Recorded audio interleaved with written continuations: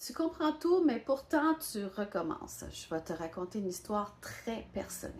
Puisqu'on est dans le mois de la fierté, je suis considérée comme bisexuelle, mais préférence féminine et masculine. Et ça n'a pas toujours été aussi facile de le dire parce qu'il y a tellement de préjugés là-dessus. Et des opportunistes. En 2003, j'ai eu une blonde et on s'affichait sur le balcon, dans les endroits publics. J'avais pas de difficulté avec ça.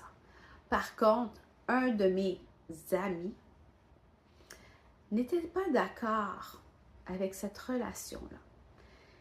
Et il est arrivé un événement dans un restaurant, il m'a pris à la gorge devant ma fille et ma blonde. Personne n'est intervenu. Et en même temps, le propriétaire, le concierge et le voisin du dessous ont commencé à me faire de l'intimidation et du harcèlement. J'ai quitté, je pense, 2 ou 3 ans après.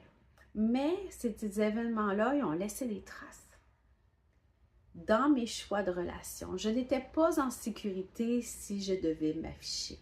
Je n'étais pas en sécurité pour vivre moi-même l'amour que j'aurais voulu vivre.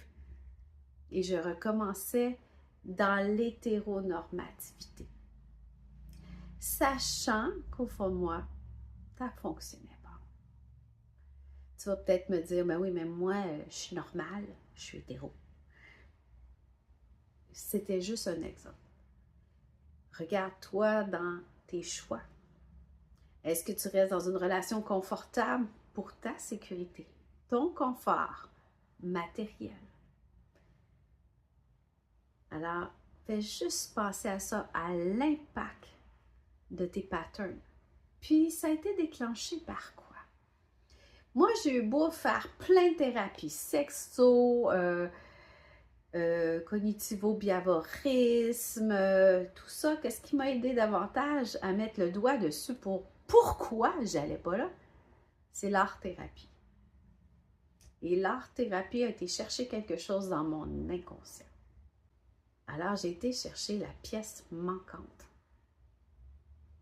De juste comprendre, c'était pas assez. J'ai été chercher dans le fond, qu'est-ce qui résonnait davantage. Alors, si ça te parle, reviens-moi en privé. Puis, on se retrouve demain pour une autre publication.